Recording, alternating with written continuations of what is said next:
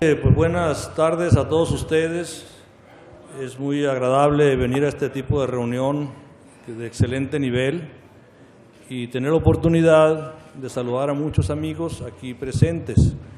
De antemano yo felicito a Miguel Trejo Luna y a todo su equipo porque realmente ha sido una reunión de mucho nivel y se han ido introduciendo conceptos diferentes que es urgente que los técnicos y los productores los comprendan, como es la teoría general de sistemas. La siguiente conferencia la va a impartir el ingeniero Piña, el ingeniero Manuel Piña Ábalos. Él es egresado de la Escuela de Agricultura, igual que muchos de los que estamos aquí. Tiene 28 años metido en la transferencia de tecnología, sobre todo a los productores de maíz, enfocado a los agronegocios. Y tiene 24 años en Syngenta, en el área de maíz, incorporando nuevas tecnologías. Yo creo que toda esa experiencia del ingeniero Manuel Piña va a ser muy importante para reforzar sus conocimientos y llevarlos a la práctica. Ingeniero. Sí, muchas gracias.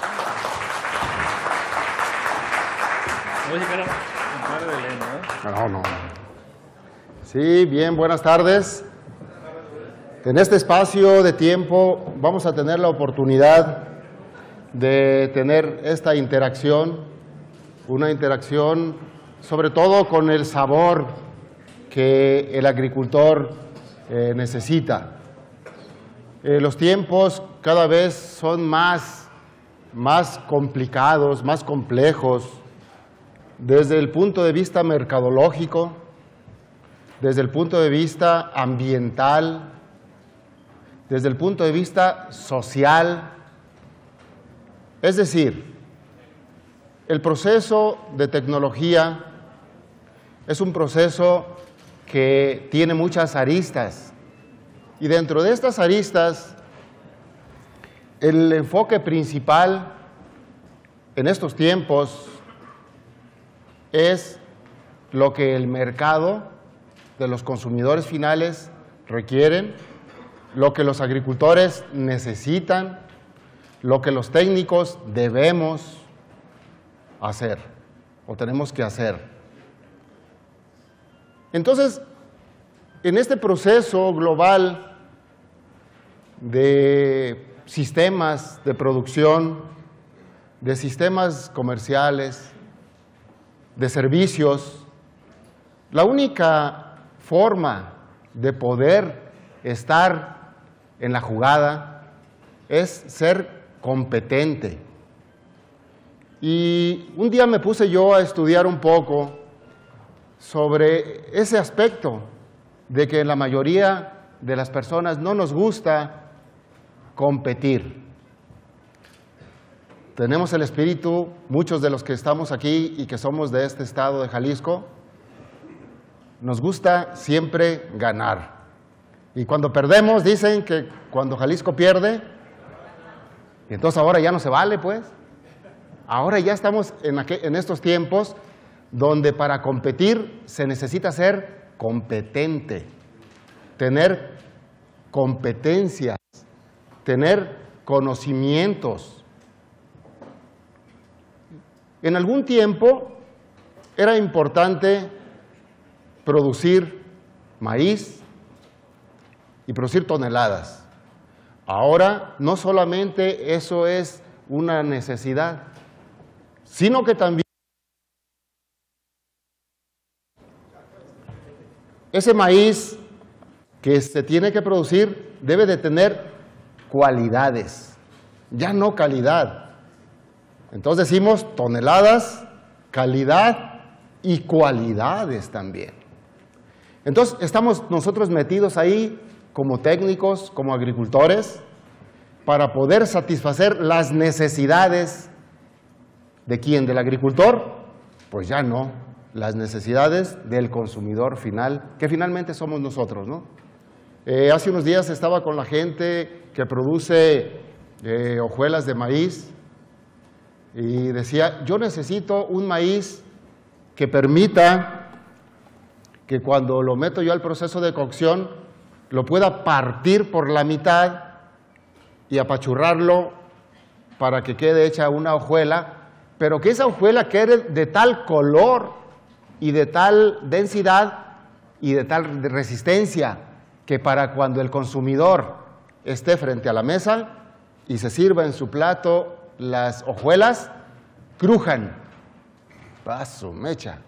Entonces requerimos una lista de proveedores, agricultores, que nos den maíz de esas características y de esas cualidades.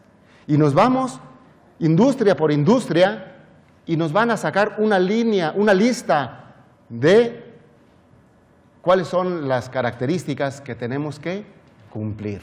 Bueno, y como parte de esto, la tecnología juega un papel muy importante en cada vez tener mejores conocimientos para integrarlos a los sistemas sustentables en la producción. Creo yo que este foro se ha distinguido por tener aquí gente que ha venido a apoyar con ideas, recomendaciones, consejos, tecnologías que ayuden a la sostenibilidad. Muy bien. Entonces me da gusto estar aquí con ustedes y vamos desde el punto de vista de las arbences, la maleza y su manejo. Va a ser en lo que vamos a estar transitando esta temática en los próximos 70 minutos. Voy a pedir y agradecer mucho de su paciencia, de su aguante, porque las sillas esas yo ya las conozco, ¿sí? Son para que uno no se duerma, ¿sí? Bueno, muy bien, bienvenidos y vamos a iniciar.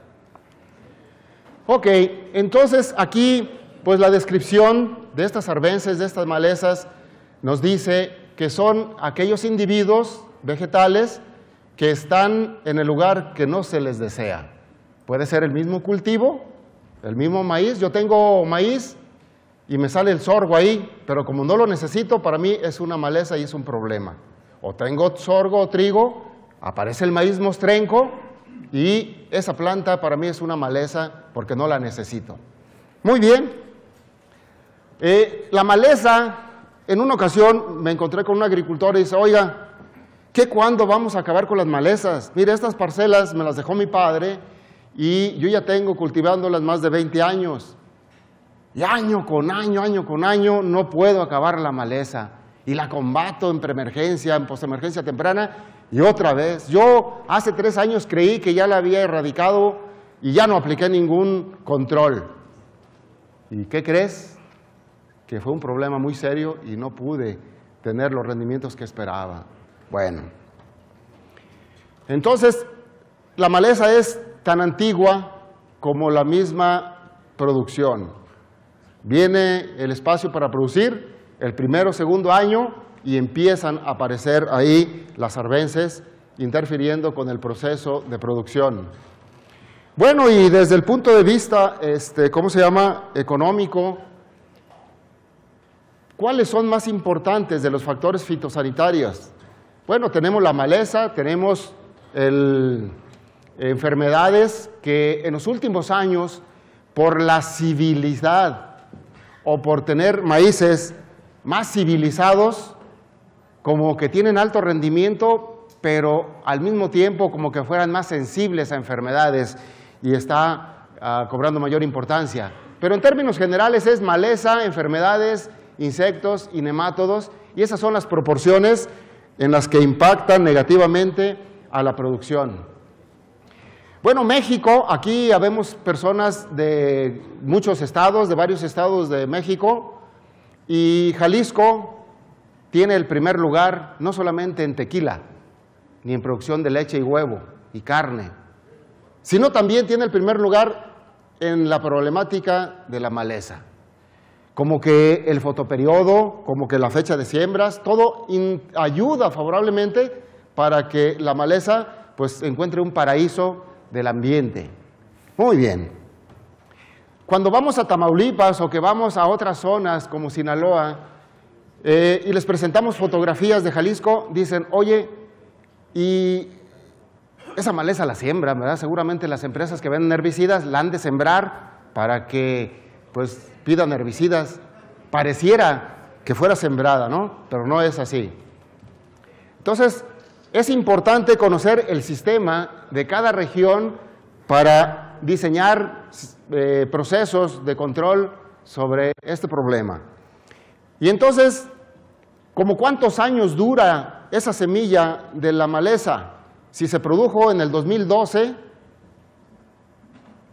¿hasta cuántos años puede estar ahí vigente, que tenga vigor para germinar? Pues es variable.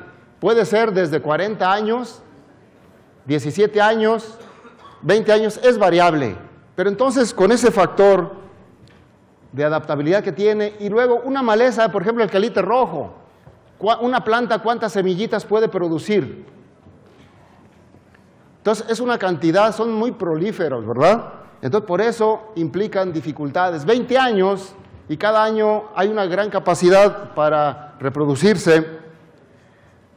Por otro lado, ¿cómo se mueven estas? Tienen sus propágulos, sus semillas para reproducirse en diferentes, reproducción sexual, reproducción asexual. Entonces, ellas van dotándose de diferentes, ¿cómo se llama?, formas para sobrevivir. Pues también la maquinaria, es decir, es una gran cantidad de factores que ayudan a que se estén dispersando. El viento, los transportes. Hay una maleza que solamente era conocida en Brasil y hace algunos años apareció en Veracruz. Y luego a los 3, 4 años apareció en la Barca Jalisco. Bueno, ¿qué está haciendo en la Barca Jalisco? ¿Quién la trajo? Pues nosotros mismos con el proceso, en el proceso de tráfico, pues nosotros ayudamos también a que se estén reproduciendo. Entonces aquí vemos algunos escenarios, aquí es donde decían los amigos de Tamaulipas, oye, pues ahí parece que la siembran, desde que arranca el cultivo, pues también ahí aparece la maleza, y en algunas especies de gramíneas hay millones por metro cuadrado. Hablan que los alpistillos, 3 millones de alpistitos naciendo ahí por metro cuadrado. Entonces es un porcentaje muy alto en cuanto a comparado por el mismo maíz, ¿verdad? Ya cuando interfieren con el cultivo, dice, bueno, hay malezas que arropan la humedad. ¿Alguien ha oído hablar de esto? No la quites para que arrope la humedad. Bueno, miren, aquí en este estudio podemos observar que cada una de las especies diferentes tienen un consumo relativo variable. Aquí es sin maleza, y ya cuánto se evapora más o cuánto perdemos de humedad cuando hay este tipo de especies, de 30 a 40% más que si no estuviera presente. Es decir, aquí hay una pérdida del 40% relativamente con este valor que estuviera aquí. Y esta otra maleza de la ciperácea, los coquillos, pues los coquillos son inofensivos porque están muy pequeñitos, pero son muy capaces de estar transpirando y liberando humedad que la necesita el maíz. Bueno, también pensando ya en una forma de combatir la maleza, hay maíces que son sembrados y el agricultor dice, es que ese maíz es muy zacatoso. Aquí en Zapopan, en algunas partes, se habla de eso, ¿no? Ese maíz es muy zacatoso porque, qué batalla da la zacatera cuando siembra ese maíz. ¿Y por qué será? Por la estructura de la planta, hojas erectas que permiten más luz, aire, todo. Entonces, pues el banco de germoplasma ahí está de muchos años y para muchos años. Entonces tiene condiciones y se viene a través de la maleza. Entonces el manejo de densidades ayuda mucho porque se dice que donde hay un individuo establecido, no puede haber otro. Entonces, si tenemos un espacio con una densidad adecuada de siembra, pues ya al menos estamos limitando desde ese punto de vista el establecimiento de la maleza.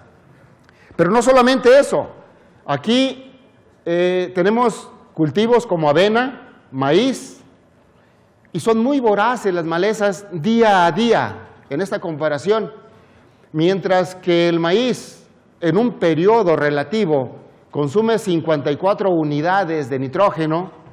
Fíjense, el zacate Johnson se lleva 87, es decir, son más rápidos porque ellos tienen la urgencia de florear para perpetuar su especie, florear muy rápido, ¿sí? En el caso del fósforo, el potasio, mientras que el maíz se lleva 42 unidades, pues aquí el cloris ya se llevó 103 unidades. Entonces son de las maneras que está impactando ahí la presencia de malezas en el consumo de los fertilizantes. Y hay un gran panorama en este escenario, en la campiña maicera, de una gran cantidad de maleza que todo mundo conocemos. Y de repente nos preguntan, oye, ¿cómo cuánto es la maleza que se puede tolerar por metro cuadrado? Una plantita por metro cuadrado no es mucho. Y dentro de un sistema de producción sustentable, pues también no es bueno combatirlas a todas, ¿verdad? Hay que dejar ahí para que estén recombinando y estar ponderando ahí la sensibilidad de la población. Pues dependerá entonces de qué tipo de maleza estemos hablando. Bueno, este zacatito, 1 por metro cuadrado, pues no nos hace ni cosquillas, ¿no? Entonces podemos decir que 1 por metro cuadrado. Oye, pero de estas, 1 por metro cuadrado, ¿será bueno dejar 1 por metro cuadrado? No. Entonces nosotros tendremos que conocer muy bien el hábito y de qué estamos hablando para que como técnicos, como asesores, pues podamos tener criterios que sean muy acordes con la necesidad. Bueno, esta verdolaga dice, bueno, pues ni son, esa sirve para que arrope, pues no es muy ofensiva. Más tarde vamos a ver un estudio que hizo el doctor Claren de la universidad, una universidad de Canadá, para que vean qué importante es esta información. Entonces, seguimos.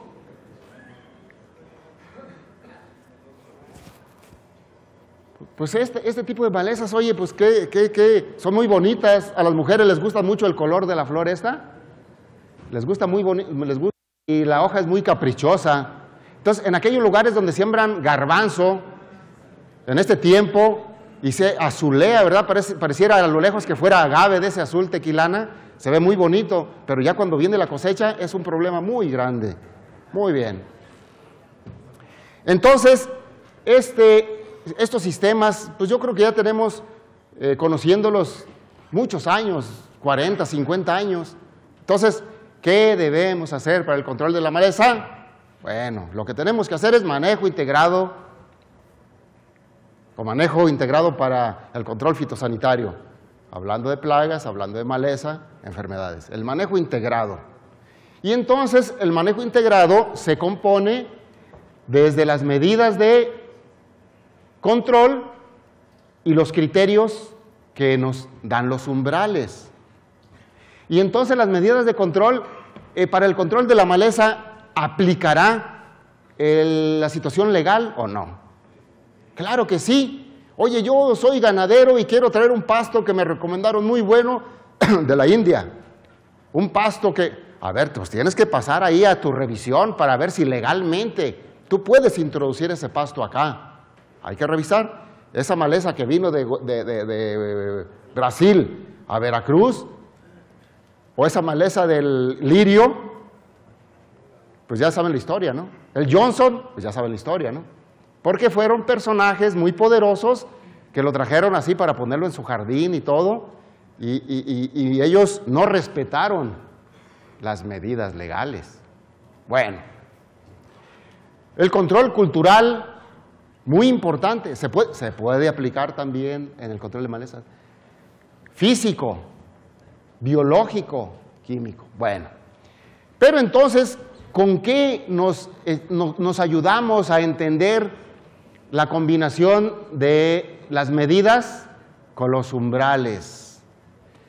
Lo más común es el umbral económico. Pero ¿qué podemos comentar del umbral de seguridad? Y yo como técnico tengo que evaluar, oye, hay una maleza aquí en la barca que es el zacate peludo. Pues nomás está en la parcela ahí de don Pedro, y la parcela de don Pedro está muy lejos de conmigo. Así es de que mira, ni te preocupes. Oye, pero ahí hay que quitar eso. Si aplicamos el umbral de seguridad, entonces tal vez no se justifique que yo, vecino, gaste un dinero porque esa maleza no está aquí en mi parcela. Pero sí se justifica que yo le ponga un dinero para que esa maleza no se vaya a otras parcelas. Entonces no necesariamente debe ser el umbral económico, es un umbral de seguridad. Bueno, hay otro ejemplo con los umbrales estadísticos que dice, ¿sabes qué? El control de la maleza, estadísticamente no hay diferencia significativa entre controlarla y no controlarla. Bueno, y ahí te lo está diciendo estadísticamente que no, o sea, que no hay diferencias por la incidencia que hay. Entonces, bueno, entonces ahí entra el criterio. Si el criterio estadístico no nos ayuda a resolver, echemos mano del criterio de seguridad o X, ¿no? Entonces, sí es importante que como técnicos tengamos en cuenta esto. En otros países que se llaman países desarrollados por la manera de hacer las cosas, el técnico agrícola, para él es como traer una computadora, un celular, es un elemento importante en su trabajo. Para poder, si sabes que mira, aquí se van a hacer estas medidas, aquí hay una área, la vamos a acordonar, las máquinas ya no van a salir si no son limpiadas para que no se lleven esta maleza a otra parte, y empiezan a hacer una serie de medidas con el criterio de los umbrales. Entonces dice que los umbrales, para los técnicos, asesores, son como el credo, como la religión, como la Biblia, que se tiene que apoyar para planificar su trabajo. Muy bien. Bueno, y aquí ya lo comentábamos. Ay, nomás que ya no hay, este no tiene reversa. Ok, son instrumentos que ayudan a mejorar el control. ¿Qué más? El objetivo de los umbrales es para ver si se justifica el control. El umbral económico, y es lo que les comentaba, son la piedra angular para establecer las medidas. Bueno, aquí ya vienen unas burbujas que me parecen interesantes y quisiera comentar un poco sobre esto. Tenemos años buscando el alto rendimiento y no nos podemos aliviar. Y estamos asustados ahora porque el dato del año pasado, de que las reservas de quien nos vende el maíz que nos falta, se bajaron, ¿verdad? Y que si estos señores de Estados Unidos le vendían a México, a Japón y a otros países alrededor de 50 millones de toneladas de maíz, y que parece ser que tuvieron una reducción en la producción por causa de sequía, y que ahora nomás tenían 10 millones de toneladas para vender. ¿Será cierto eso o no será cierto? Yo creo que sí, porque algunas empresas que son importadoras de maíz han estado buscando agricultores para hacer ya padrones de proveedores, y ahí es donde yo me di cuenta de qué es lo que ellos están pidiendo. Porque se cree que esos 10 millones de toneladas son para venderle a todos sus clientes. Y si México les comprábamos 12 millones de toneladas, entonces de manera proporcional, pues estarían en condiciones nomás de vendernos 4, ¿verdad? Bueno, entonces, el factor de la genética del maíz es importante para lograr el rendimiento. El programa Masagro y todos los programas de PROMAF y todos los programas apuntan a que ayudemos a elevar el rendimiento de las 22 millones a las 30 millones de toneladas. Entonces la genética es un factor importante. Otro factor importante es el factor ambiental, que identifiquemos aquellos ambientes adecuados, propicios para los rendimientos. Y un tercer elemento es el factor agronómico. Y dentro del factor agronómico está el manejo de la maleza. Pero ¿qué pasa si tenemos buena genética, un buen ambiente, pero aquí se nos van las cabras? Ya no vamos a lograr el alto rendimiento. O tenemos un excelente manejo agronómico, excelente genética, pero andamos fuera de foco. yo quiero llevar 15 toneladas con el método que dijeron ahí en el simposio a Ciudad Guzmán, a Colima. Tal vez sea un poquito más complicado. Entonces el ambiente juega un papel importante. Bien, y dentro de esto, también otra recomendación, otro factor ¿cómo pudiera decirlo? Siempre estamos nosotros diciendo, ¿cuánto por hectárea? Si hago esto, ¿cuánto más por hectárea? Si dejo de hacer esto, ¿cuánto más por hectárea? Y yo pienso que debemos de hacer un zoom y ya no ponernos como objetivo cuánto por hectárea, sino cuánto por planta, cuántos gramos por planta. Porque es bien diferente planear cuántos gramos por planta y cuántas plantas por hectárea que cuánto por hectárea. Oye, ¿de cuál maíz sembró aquel amigo que sacó 10 toneladas? Pues dicen que de tal o cual, de ese compro yo para el año que entra. Oye, la parcela que rentó aquí Juan, le sacó 2 toneladas, ya se la voy a quitar, mano. Se la voy a quitar porque pues yo le voy a sembrar ahora, ya me la hizo buena. Ya me la hizo buena, entonces, ¿cuál es el factor aquí? El factor es cuidar las plantas. Hay un dato que verdaderamente es estremecedor, así yo lo califico, estremecedor, cuando revisamos la estadística que la USDA hace a través de algunas organizaciones en México. Y entonces se va y entrevista a agricultores y dice, a ver, ¿cuántas semillas sembraste? No, pues sembré 90,000. ¿Y cuántas cosechaste? 60,000. ¡Ay, cabrón! ¿Qué porcentaje es? ¿40%? ¿45%? Y entonces tenemos de socio a un empresario que de cada peso que mete, pierde 40 centavos. Está bueno el negocio, ¿no? Y cuando vemos en esta dimensión, cuidar planta por planta o plantas por metro, afinamos. Entonces, y hay agricultores que dicen, lo más que yo permito es el 3 al 5% de merma en la densidad, entre lo que siembro y entre lo que cosecho. Ah, órale. Oye, pero entonces, no, yo aquí se me enagüeta ya una esquinita, voy con el asadón, luego y le quito para que esas plantitas que no se me afecten. O ¿sabes qué? Hay un chayotillo ahí y eso me va a molar a unas 10, 20 matas. Voy y lo quito. O sea, es cuidar el potencial de cada una de las plantas. Al técnico lo obliga a que ya no revise la parcela desde el lienzo, desde el callejón. Ya lo obliga a que se meta a caminar la parcela, ¿no? Para ver con oportunidad y hacer el manejo con el timing requerido. Bueno, entonces, esa foto anterior nos sugiere que el maíz hay que cuidarlo porque la maleza le come el fertilizante y el agua, ¿verdad? Eso es lo que hemos visto nosotros durante 60 años. Oye, pero los rayos infrarrojos ¿le afectarán o no? Ah, pues tanta luz que hay hasta de sobra. A ver, vamos a ver qué pasa. De acuerdo a lo que dice este estudio del doctor Claren de la universidad.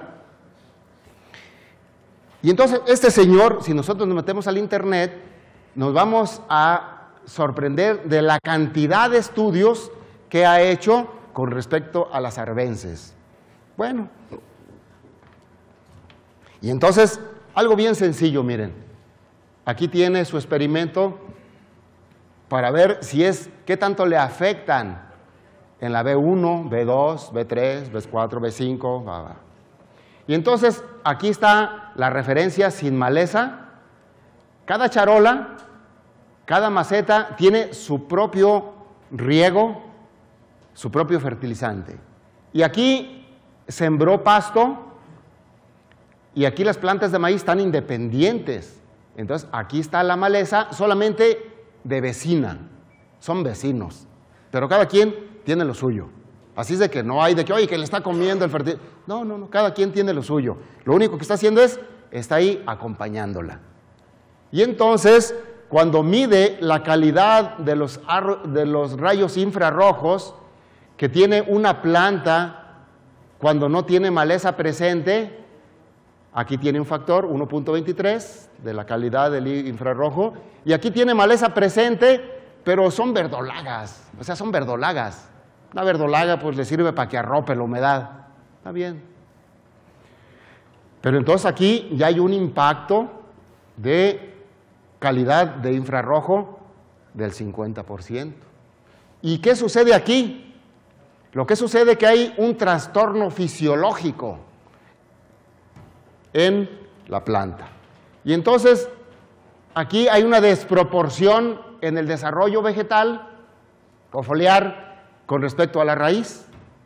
Y entonces ya está sufriendo un trastorno con el hecho de que la maleza esté de vecina por la calidad de infrarrojo que se pierde. Muy bien. Y entonces aquí tenemos una planta que no tiene maleza y el sistema radicular es un sistema radicular diferente y el vigor del follaje, entonces hay se puede decir un equilibrio y no hay pérdida de energía. Y entonces cuando vemos esto así, también se ve que el posicionamiento de las hojas cambia donde hubo la maleza. Esa es la dirección de las hojas, está más alineada al surco que donde no hubo maleza en la primera etapa de desarrollo. Y entonces aquí podemos ver otra foto donde observamos el desarrollo con las diferentes. Entonces aquí también está la descompensación y con un sistema de corona diferente. Y entonces aquí vemos el trastorno fisiológico, la corona, la cantidad de estructura y estas que son más pobres. Y aquí viene el dato que en este estudio del doctor Claren pues nos refiere de el resultado. Bueno, esto nosotros lo quisimos corroborar con los amigos de la Universidad de Chapingo para ver si sucedía lo mismo en México. Pues hay que ver, ¿no? Entonces el doctor Tafoya hizo estos estudios, se fue a Morelos, allá el clima es agradable, la eterna primavera, para que no hubiera así que, no, pues es que hizo frío, no, hizo calor. No, ahí en la eterna primavera, ahí hasta el estudio. Y entonces aquí ya monta 1, 2, 3, 4, 5 plantas por maceta y aquí le sembró la verdolaga. Entonces aquí ya se ve un avance en este estudio.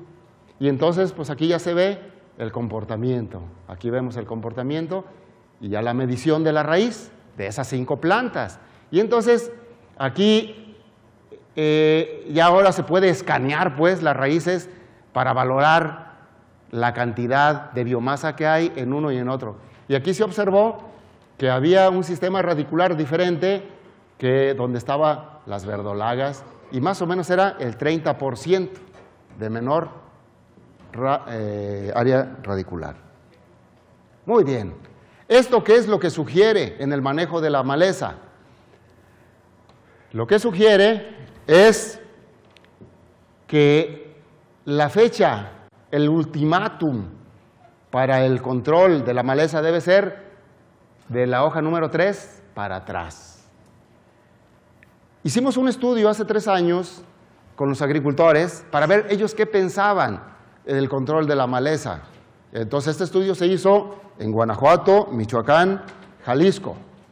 Una muestra de 150 agricultores que son muy activos por la superficie que manejan, y entonces ellos dijeron que preferían ir a aplicar los herbicidas o hacer un control de maleza, pues ya cuando la maleza ya estaba vista, porque era más seguro. Y entonces un proceso de adopción más o menos del 3 al 5% en agricultores que dice yo prefiero ir al control de la maleza en la etapa tardía o a la etapa ya establecida, más o menos 10 centímetros, sí, como por aquí así más o menos, así como ahí dice, el ingeniero me dijo que así, que 10 centímetros y estamos así. Y aquí la maleza en 3, 4 días, ustedes saben que crece mucho y muy rápido. Entonces, si nosotros permitimos que se controle la maleza más tarde, pues en esa medida los rendimientos se van abatiendo. Bueno, miren, este es un campo donde hay una maleza que se llama Chloridia, y donde, pues aquí, la planta, podemos ver que tenemos 90,000 semillas, o cerca de 85,000 plantulitas, y entonces aquí podemos ver el escenario. Entonces el agricultor, el técnico le dice, ahí ya es el momento de que le apliques. Entonces hay dos daños, uno el que ya vimos y otro es por el herbicida, que aunque sea selectivo, y el tipo de aplicación. Oye, aprovecho para echarle para el cogollero, dije, ¿es compatible? Perfecto, o sea, no pasa nada, son compatibles. Son compatibles entre los productos, pero el cultivo sí lo resiente, y de haber controlado en preemergencia a la posemergencia, hay una gran diferencia en el rendimiento, que puede ser la utilidad del agricultor, la ganancia. Y luego ya de ahí, ya la historia ya no se la sigo, porque luego cae en cartera vencida y luego hasta la familia anda perdiendo. ¿Qué es lo que quiere el agricultor? O sea, ¿qué es lo que él quiere? Les decía que estamos en tiempos donde debemos de averiguar qué es lo que el agricultor quiere, qué necesita. Pues él lo que quiere es más rendimiento. Yo creo que en cualquier parte del mundo, cualquier agricultor, él quiere más rendimiento. Y no solamente más rendimiento, ¿no? Quiere pues más dinero en la bolsa, más utilidad. Entonces, si nosotros logramos entender e interpretar y transferir correctamente la tecnología, pues el agricultor siempre va a lograr su propósito. El agricultor que quiere, él dice que 1 más 1 son 3 o 4. O sea, él está pensando así, y qué bueno que piensa así, porque si no piensa así, como de repente el ambiente nos da golpes muy fuertes, pues los agricultores mejor se pondrían a otro negocio, una del turismo, algo más romántico. Muy bien. Vámonos a el punto en el que es otro elemento para el control. Estoy perdido en tiempo, ¿cómo voy? ¿Muy lento? ¿Voy bien? Bueno, aquí tenemos un poquito de la historia de los herbicidas para el maíz. Desde los 2,4-T, parece ser que fueron por ahí de la época de los 50s, 60s, 70s, 80s, 90s, 2000, 2010, y dentro del horizonte para el control de malezas en maíz, hasta ahorita yo lo que conozco es esta historia y esta expectativa en el mundo. La biotecnología, los trans tan polémicos. El asunto es, en México, ¿con qué tecnología contamos actualmente? En México contamos hasta ahorita aquí.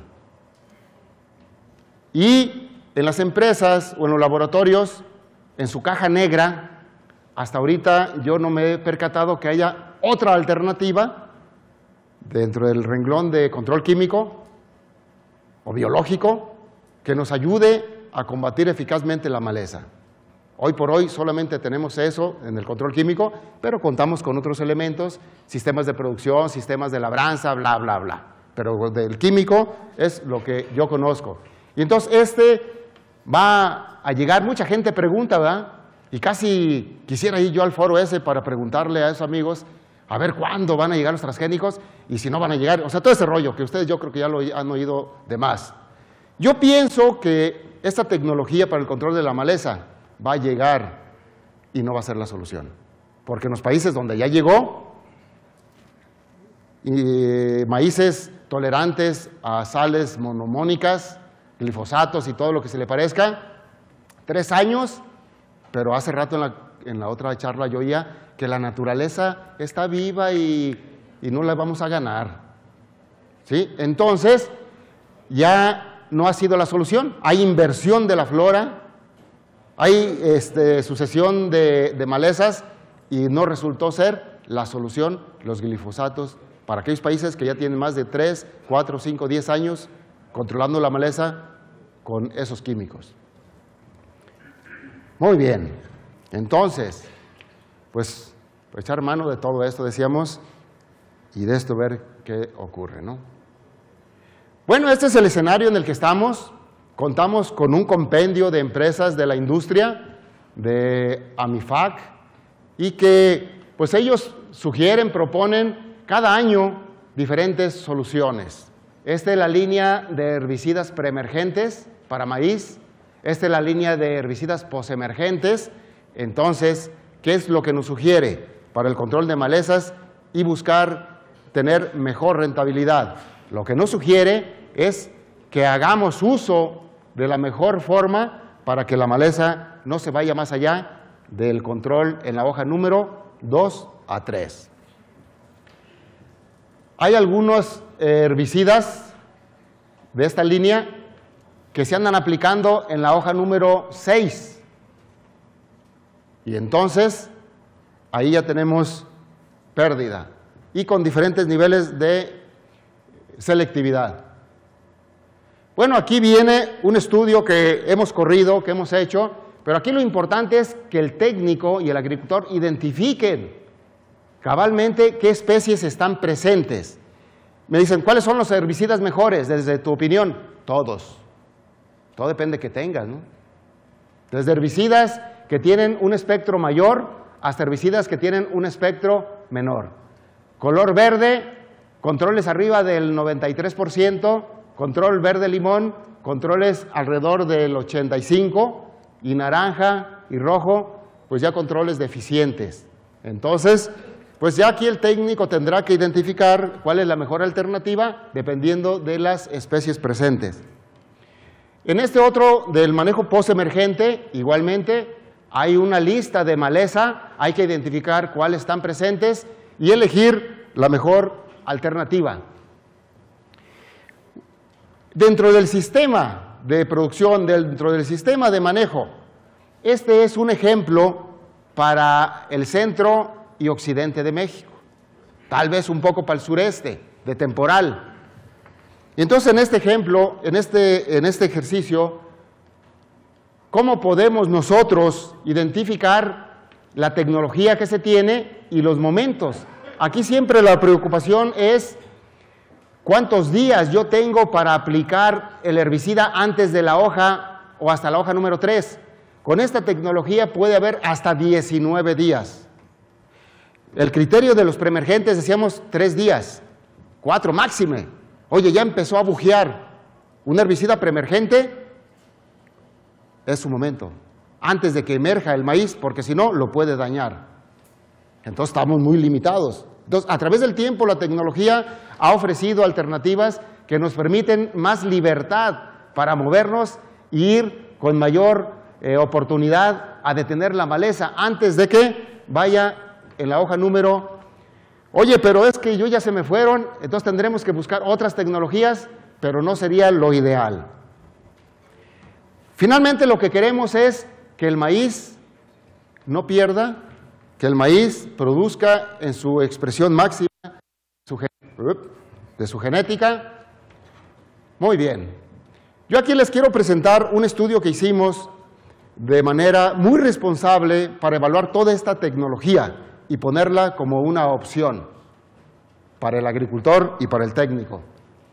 Y entonces vamos a checar aquí de estos trabajos que se realizaron.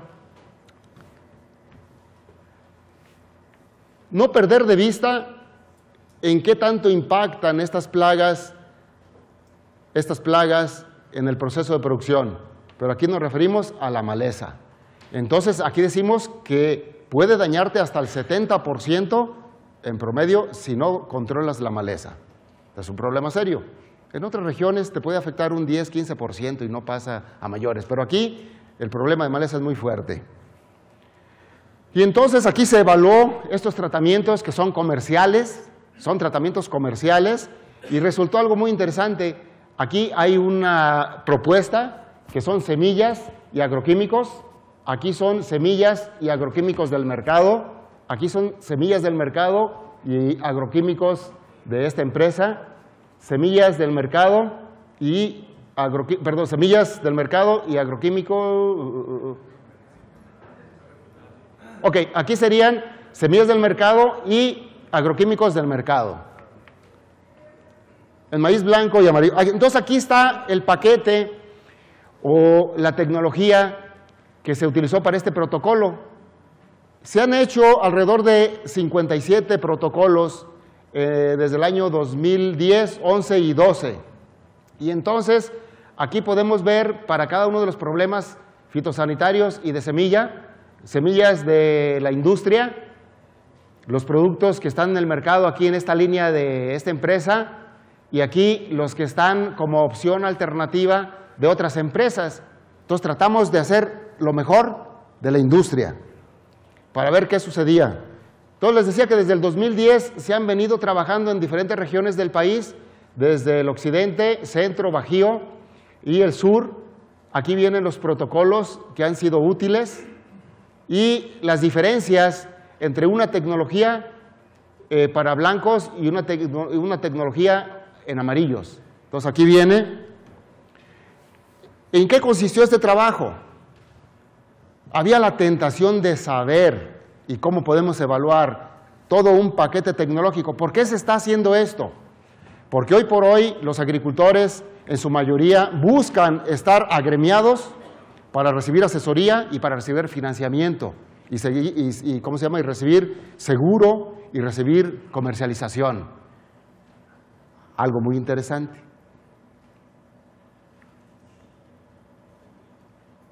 El que financia está preocupado porque da sus bienes en garantía, que tiene la casa, el terreno, el otro, para meterlo ahí a la fuente financiera y que le puedan soltar los dineros. Entonces él dice, oye, ¿a quién le hago caso? Todo el mundo viene aquí y dice que trae lo mejor. Pues yo creo que hay que evaluarlo, ¿no? Hay que evaluar a ver qué compendio tecnológico sirve para mi sistema de producción. Entonces aquí tenemos 3 híbridos. Este híbrido que es de los más sembrados en nuestra región, este híbrido también que es de los nuevos y que se siembran gran parte, y algunos otros híbridos que son menos conocidos. Entonces este protocolo está diseñado para ponerlo en rigor estadístico. Y entonces, ¿qué contiene? Entonces tenemos un tratamiento check aquí, otro tratamiento check aquí y otro tratamiento check aquí para ajustar lo de las variaciones de suelo y fertilidad. Aquí tenemos 16 surcos, más o menos de 150 metros. Y entonces aquí tenemos, la única diferencia aquí es herbicida preemergente, herbicida posemergente, herbicida preemergente, herbicida posemergente. Cambiamos de híbrido, herbicida preemergente, posemergente. Todo lo demás fue igual. Control de plagas, control de fertilización, etcétera, etcétera. Herbicida preemergente, posemergente, post. Y entonces aquí se hicieron una toma de datos que aquí rápido se las voy a mencionar. Igual para blanco, para amarillo. Aquí está gran parte de los datos que se estuvieron tomando durante todo el proceso, desde germinación, vigor, número de plantas cada 15 días, tamaño de raíz, número de plantas que produjeron, número de plantas que llegaron a la cosecha, número de granos por mazorca, peso específico de los granos y calidad de grano. Esas son las variables que se estuvieron midiendo. Entonces, pues se hicieron las evaluaciones de una manera muy estricta para que, como son espacios pequeños, 8 surcos por 150 metros, entonces se tomaron cantidades exactas para que no hubiera diferencias de 50 centímetros ni 80 centímetros entre tratamiento y tratamiento por efecto de orilla. Entonces fue tomado de una manera muy rigurosa.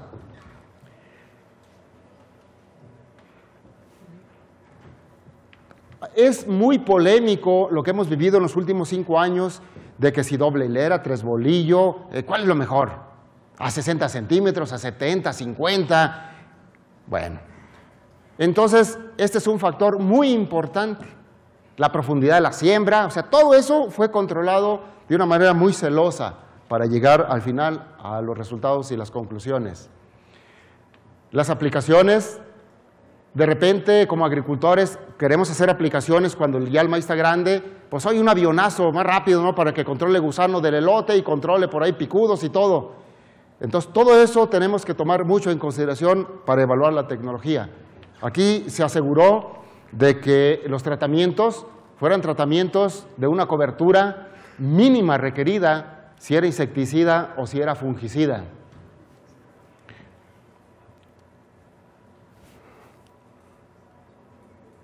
Muy bien. Entonces, dentro de estos factores que para nosotros resultan muy importantes y no podemos dejar pasar por alto es el pensamiento de innovación. Tecnología que cumpla con la selectividad y el alto desempeño. La asesoría es muy importante. De todo el compendio de productos, el 50% es lo que te dan para el resultado. Y el otro 50% es, aquí está, en el agricultor y en el asesor. Ahí está el otro 50%. Y equipos que nos den la precisión. Aquí están las localidades donde se hicieron estos estudios. Aquí están las georreferencias. Y fíjense bien, este híbrido pareciera que es diferente a este, ¿verdad? Este es un tratamiento, es el mismo híbrido, el mismo día. Tengo un amigo que ya tiene unos 3, 4 años hablándome de allá de Sonora, porque él quiere trabajar en esta empresa. Y me habla y él me dice que es genetista y que todo. Y el año pasado le dije, ¿sabes qué? Mira, nos vemos ahí en una expo en Sinaloa, ahí tenemos unos trabajos, y aprovechando que eres genetista, quiero que me des tu opinión sobre unos maíces que tenemos ahí codificados. Vamos, ya fuimos a ver el protocolo, y ya lo conocí al amigo y todo, y ya... Inge, perdón. 10 minutos para que... Ok, ya casi estoy por terminar. Gracias. Entonces, pues ya entró y vio el tratamiento 1, el tratamiento 2, y me dice, hombre, este híbrido, su progenie, y este es de la línea fulano, y el doctor Perengano lo desarrolló, y este otro híbrido viene de por... ¡Ah, la madre! Dijo, oye, pero... a ver, verlo bien. No, sí. Por mira la incisión de la mazorca y la espiga. Bueno, pareciera que fueran 2 híbridos diferentes, con el manejo de la tecnología. Un tratamiento que ya vimos ahí que era, y el otro. Ok. Aquí ya viene la parte importante de ese protocolo. Aquí tenemos este híbrido con manejo preemergente. Aquí viene ya el promedio de rendimiento, aquí viene el coeficiente de variación, que es un coeficiente verdaderamente bueno para hacer un trabajo de campo. Cuando hablamos de 10, es un coeficiente buenísimo, que te dice que los factores en el manejo de la tecnología o en el manejo del cultivo no variaron, no hubo fallas. ¿Sí? Muy bien. Entonces tenemos aquí el manejo preemergente y vámonos a este mismo híbrido con el manejo postemergente. Aquí tenemos, miren, preemergente, no, vamos a ver preemergente y preemergente. El mismo híbrido, ¿dónde lo tengo? Aquí está. Aquí es las diferencias de tecnologías. Preemergente contra preemergente en cuanto a tecnologías. Ahora, preemergente contra posemergente. Miren, el único factor fue el control de la maleza y el timing. Aquí tenemos pruebas de posemergentes, como lo recomienda el laboratorio fabricante, posemergentes, el mismo híbrido con posemergentes. Miren, eso es selectividad y es timing. Bueno, entonces hay una cantidad de información muy interesante. Aquí estamos hablando pre-post, las diferencias de rendimiento, tan solo por ese factor. Y son estudios que nos dan la línea de qué es lo que nosotros podemos obtener con la tecnología. ¿Sí? Ya vienen todos los datos de un portafolio, un paquete, una tecnología y otra. Bueno, finalmente, ¿por qué se compone esa diferencia del 10-12%? ¿De dónde viene? El vigor de la planta, del mismo híbrido, hay diferente el vigor, la sanidad de la planta, el número de mazorcas por hectárea o por metro, el número de granos por mazorca y la sanidad de la cosecha. Aquí podemos observar el mismo híbrido desde la misma germinación, el tratamiento que se le puso a la semilla y el insecticida. Hay insecticidas que a 27 grados empiezan a gasificar y son un tanto relativamente tóxicos para ese proceso de la plantulita. Aquí vemos el mismo híbrido con otro tratamiento. Muy bien. Bien, y aquí vienen pues todos los datos, pero el enfoque era básicamente de los herbicidas. Al final, ¿qué es lo que queremos ver? Al final lo que queremos ver es conocer cómo se compone este rendimiento. Aquí está el rendimiento de este híbrido o de ese tratamiento, y aquí está el rendimiento o el aspecto de mazorcas del mismo híbrido con otro manejo. Eso ya lo vimos, las diferencias, bla, bla, bla. Y aquí viene algo bien interesante. El manejo del concepto incrementa, el manejo del concepto del mercado y el manejo del agricultor. Fíjese aquí, esta es la misma tecnología, el amarillo y el azul es la misma, pero aquí es manejada con mayor timing y aquí es manejada por el agricultor. Bien, aquí ya viene la relación de costos. El paquete incrementa 3.525 sin tomar en cuenta el valor de la semilla, y aquí el paquete de 2.600 es un valor muy grande. Cuando hablamos, oye, pero yo tengo 100 hectáreas, mira, 1,000 pesos más, pero aquí está la diferencia, 895 pesos, y la diferencia de una tonelada, 3.500 pesos. Entonces, pues aquí ya vienen las conclusiones. Y el manejo de la tecnología, hay que revisar los equipos, las boquillas, los aspersores, el espectro. Listo. Las mezclas, todo esto juega parte del manejo de la buena tecnología. Muchas gracias.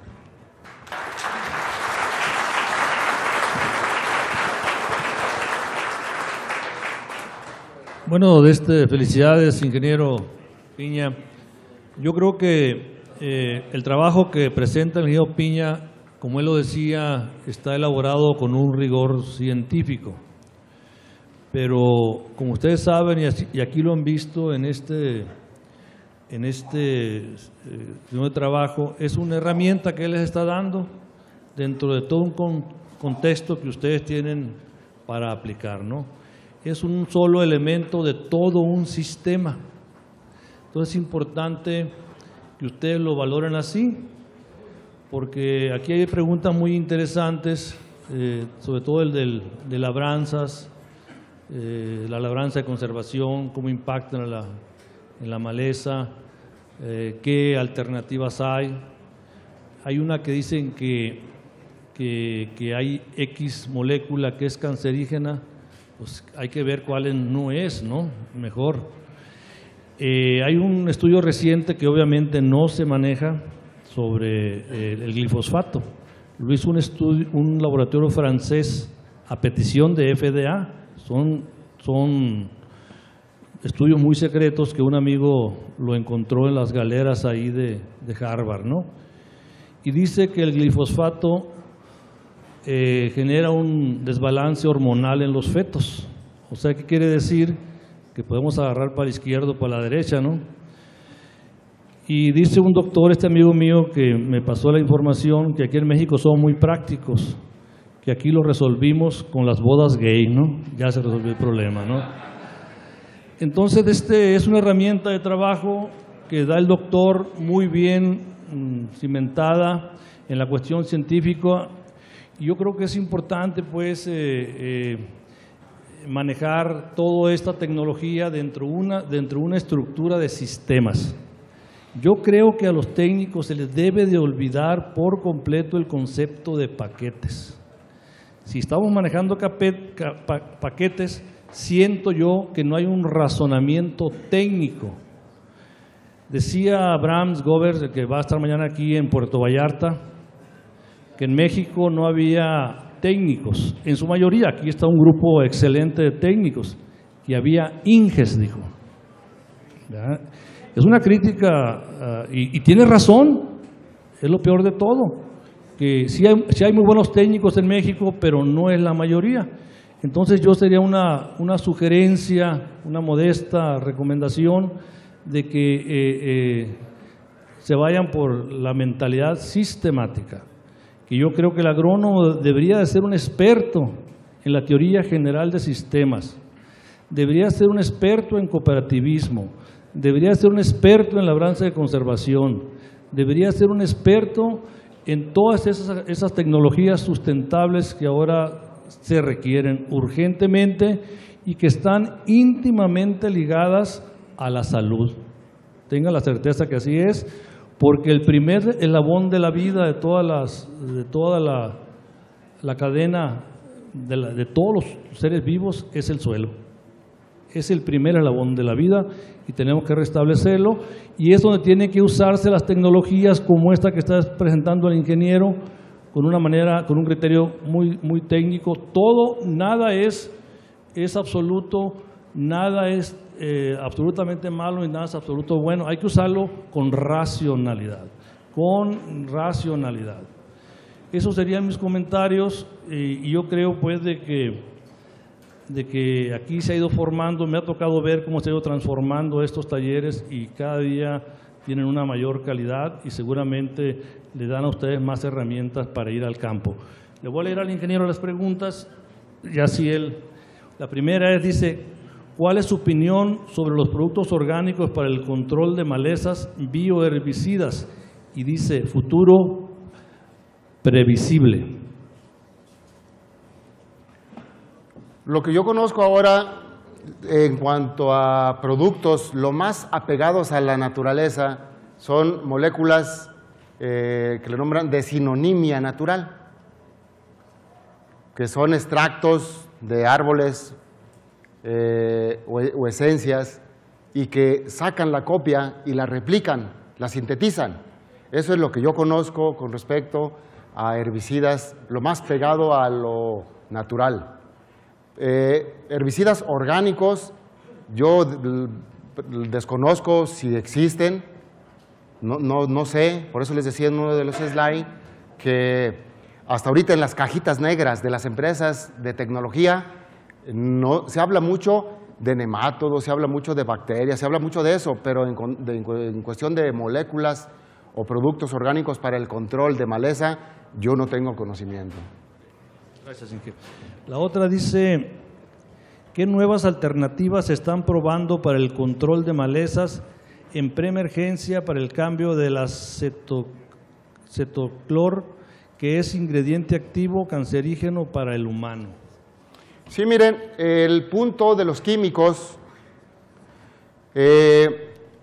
ha sido siempre un elemento muy cuestionado, muy regulado ahora.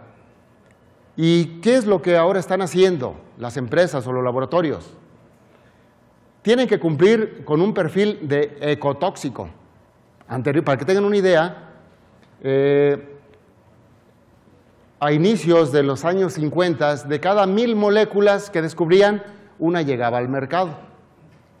Y hay por ahí la historia del señor que descubrió una molécula química para la agricultura del DDT, que ganó el premio Nobel por haber descubierto un producto que ayudara a la agricultura, ¿verdad? Entonces hoy decimos: ay, canijo, si apareciera ese señor, yo creo que, pero no caminaba de 2 kilómetros cuando... Ok, entonces ha ido evolucionando esto. Cada vez se trata de productos más específicos. El problema es que la maleza evoluciona de tal manera que va desarrollando mecanismos de defensa y que en ese sentido lo que se busca es bajar esos ingredientes activos a niveles de tasa de consumo, le nombran, que sean en su presencia niveles que no lleguen a perjudicar la salud. Y entonces se baja la cantidad de ingrediente activo, sustituyéndolos con productos que sean menos fuertes para el ambiente. Lo que sí se puede hacer, y a través de la Organización Mundial de la Salud, a través de la FAO, a través de los gobiernos, que es una campaña permanente del manejo seguro de plaguicidas. Todo el mundo sabemos que son tóxicos y que para que maten la plaga, la maleza, deben ser tóxicos. Si no son tóxicos, no la matan. Entonces, lo que las campañas donde todos estamos involucrados, debe ser permanente, es el manejo seguro. Dicen que los automóviles son la tecnología que más jóvenes mata. Y entonces, ¿qué se tiene que hacer? Las medidas para el manejo a la defensiva. Entonces, igual para los plaguicidas, es que se cumplan con las regulaciones, bajar los índices de ingrediente activo y utilizar productos de menor impacto para la salud. Aprovecho el comentario. Precisamente el premio Nobel salió al DDT y también a la Revolución Verde, que fue una solución en su momento, pero nunca previeron que iba a causar grandes problemas de contaminación y en la salud, porque la Revolución Verde surge dentro de la Revolución Industrial y nunca se dieron cuenta, no previeron en ese momento que ni el suelo ni la planta son industriales, son biológicas, algo más complejo que lo industrial. Y la Revolución Verde se agotó hace 30 años y el Masagro es una respuesta a eso. Hernández X, inclusive, cuando se manejaba lo de la Revolución Verde, era un crítico, Hernández X, y nadie le hacía caso. Ya muchos años después de la muerte de Hernández X, pues dice, tenía razón, ¿no? La siguiente pregunta dice, ¿el consumo de herbicidas con transgénicos es menor, igual o mayor comparado con los híbridos actuales? Caso maíz. Ok, miren, lo que yo les comentaba, cuando va uno con los agricultores que desde hace 10 años tienen usando el maíz tolerante a glifosato, ellos creyeron en un inicio que con 1 o 2 aplicaciones de un glifosato ya iban a evitar todo el manejo de preemergentes. Y entonces se dieron cuenta que la maleza reaccionó y reaccionó muy agresiva, de tal suerte que los amarantos, las amargosas y algunos zacates ya no se murieron. Y entonces ahora resulta que ya usan el glifosato y usan los herbicidas que usaban antes de que llegaran los transgénicos. Esa es una realidad y ustedes lo pueden checar. Entonces, el ambiente que es favorable para las arbences, el ambiente que es favorable para la vida, que es el suelo, el agua, eso le dará la oportunidad a la maleza a que surja. Entonces, la batalla contra la maleza con respecto a enfermedades o a insectos es más complicada de lo que uno se imagina. Entonces, lamentablemente, para las regiones como las de nosotros, si no hacemos un manejo adecuado de la maleza, con los sistemas de producción, densidades de producción, quitar la maleza de los callejones así de manera absoluta y privilegiar las áreas de reserva, es integrar todo. O sea, no llevar malezas difíciles a un lugar donde no las hay. O sea, es todo. Pero los herbicidas no es, o sea, actualmente se siguen usando donde hay transgénicos. Hay 2 preguntas nada más. ¿Por qué no menciona que en la etapa B5 y B8 el efecto reduce el número de hileras en la mazorca? ¿Por qué no menciona que detiene el desarrollo de maíces? ¿Por qué no se menciona que puede esterilizar el suelo? De maíces criollos, dice. A ver, no le... En concreto dicen que te tiene la B8 y la B5, el número de hileras en la mazorca, dice que el herbicida tiende a esterilizar el suelo. Ok, bueno, miren, ¿qué sucede? Y es algo de lo que yo he sido una persona que he estado insistiendo en todos los foros de agricultores y de técnicos. La etapa de la B6 a la B8 sabemos que es una etapa íntima, muy íntima en la fisiología de la planta, que no debe de tener ninguna perturbación, así como cuando está uno recién casado, ¿no? Nadie los debe de perturbar, es un momento íntimo.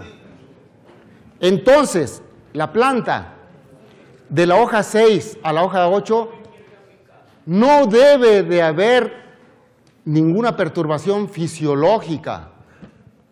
Y en ese momento es cuando vemos que le dejan caer el 2,4-D, le dejan caer el nitrosulfurón, pero macizo, cabrón.